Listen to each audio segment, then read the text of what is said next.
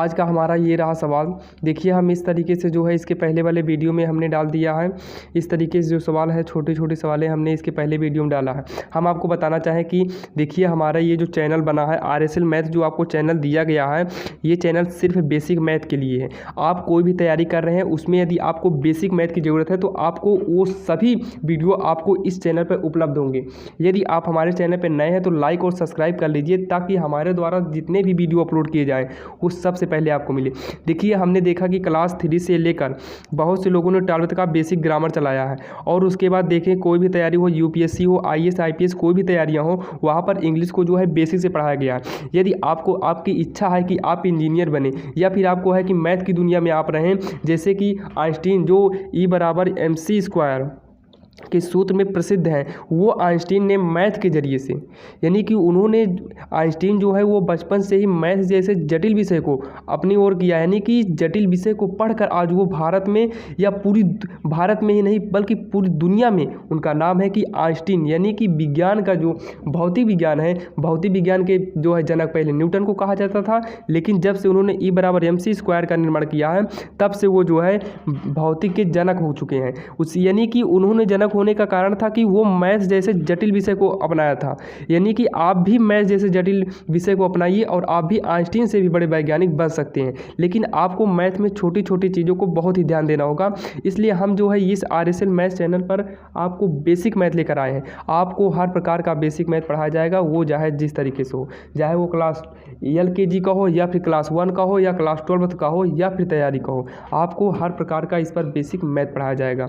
देखिए हमारा सवाल है कि किसी संख्या के तिगुने से 17 में भाग देने पर 17 ही प्राप्त होता है। देखिए सवाल को अगर आप 1-2 बार पढ़ेंगे तो वैसे भी समझ में आएगा। तो ध्यान दीजिए, कह रहा है किसी संख्या, ध्यान दीजिए किसी संख्या कहा, ये संख्या हमें मालूम नहीं तो हम मान लेते हैं। जैसे कि हम मान लेते हैं माना संख्या, या किसी संख्या करें या माना वह संख्या, जो हम यहाँ पर तिगुना करेंगे, माना वह संख्या x है। आप ध्यान दीजिए, कह रहा है किसी संख्या को, तो हम जो किसी संख्या था यानी कि वह संख्या को हम x मान लिए। अब ध्यान दीजिए, कह रहा है तिगुने से, ध्यान देना हम इसका तिगुना कर रहे हैं, तिगुने से 17 में भाग देने पर, ध्यान देना, तिगुने से 17 में भाग देना। भाग किस में देना पड़ रहा है? 17 में भाग दे रहा है, यानी कि तिगुना जो हम किए हैं, तिगुने में जो है जो तिगुना करने पर है उसको हम 17 से भाग दें।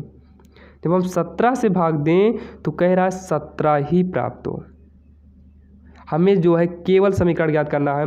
आप ध्यान दीजिए कि ये जो है हो जाएगा, इसे हम करना चाहें तो ये होगा 17/3x = 17। अब ध्यान देना, इसको हम जब तिरछा गुणा के रूप में लिखते हैं तो इसका बटा 1 मानेंगे, तिर्यक गुणा करेंगे तो 17 × 9 17 हो जाएगा, इक्वल में इसका गुणा करेंगे 17 × 3x हो जाएगा।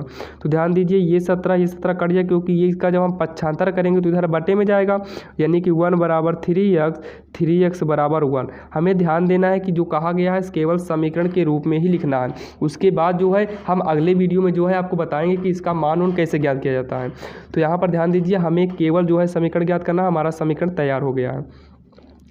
अब देखिए अगला नंबर जो है, अगले नंबर में ध्यान दीजिए, आप कह रहा है किसी संख्या के 2 गुने को, तो मान लेते हैं माना वह संख्या जिसका हम 2 गुना करेंगे, माना वह संख्या या फिर माना संख्या x है। ध्यान देना कि संख्या क्या है? x है। अब देखिए x का दुगुना, यानी कि संख्या के दुगुना, संख्या के दुगुने में 19 घटाने पर 11 प्राप्त होता है। ये हम लिख सकते हैं प्रश्नानुसार, क्योंकि हमें प्रश्न में दिया गया है तो प्रश्न के अनुसार हुआ। अब ध्यान देना 2x = 11 है, ये जो है पक्षांतर कर देंगे तो ये जो ऋण में है ये प्लस में हो जाएगा। तो हम इसको 2x बराबर जो है जोड़ देंगे, 9 1 10, 1 1 2 1 3, यानी कि जोड़ेंगे 30 आएगा। हमें ध्यान देना है केवल समीकरण के रूप में लिखना है, मान नहीं ज्ञात करना है तो समीकरण के रूप में लिख दिए। अगर आपको मान ज्ञात करने की इच्छा है तो देखिए 2x = 30 है, तो x को हम बचा लेंगे, 30 अपने स्थान पर है क्योंकि x भी यहाँ है, 30 भी यहाँ है। इस 2 को हम हटाएंगे, 2 को जो हम पक्षांतर करेंगे, जब इधर से इधर लाएंगे, ये इंटू में है तो ये अपान में चला जाएगा, यानी कि बटे में, तो ये बटे में चला गया 2, 2 से काट देंगे 15 आएगा, यानी कि x = 15 आएगा।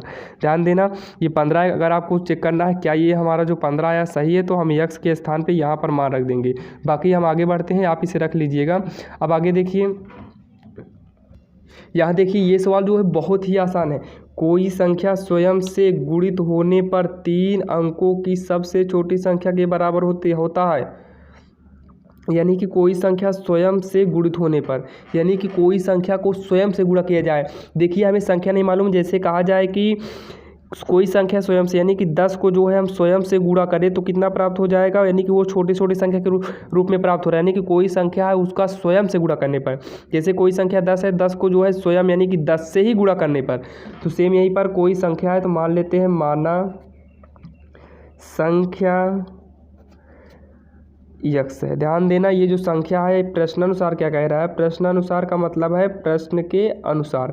प्रश्नानुसार कोई संख्या स्वयं से गुणित होने पर, यानी कि कोई संख्या है इसको हम इसके स्वयं यानी कि इसी से गुणा करने पर, स्वयं से गुणित होने पर जो है 3 अंकों की सबसे छोटी संख्या, 3 अंकों की सबसे छोटी संख्या क्या होता है 100, 3 अंकों की सबसे छोटी संख्या के बराबर होता है। तो यहाँ पर देखिए गुणा करेंगे यक्स स्क्वायर बराबर जो है ये हो गया 100। अगर आप करना चाहें तो आप यहाँ पर भी आंसर कर सकते हैं। अगर आप यक्स का मान ज्ञात करना चाहें तो यक्स को अपने स्थान पर ध्यान दीजिए, इधर वर्ग हटता है तो इधर कड़ी लगती है, या फिर यक्स स्क्वायर है हम इसको लिख सकते हैं 10 का स्क्वायर। यक्स स्क्वायर इधर भी स्क्वायर है इधर भी स्क्वायर है तो कट जाएगा यक्स बराबर 10। ये हो गया यक्स का मान। अगर आपको कहीं पर भी डाउट कन्फ्यूजन हो तो हमें कमेंट कीजिए। अब हम आपको मिलते हैं इसी प्रकार से कुछ सवाल लेकर अगले वीडियो में आएंगे।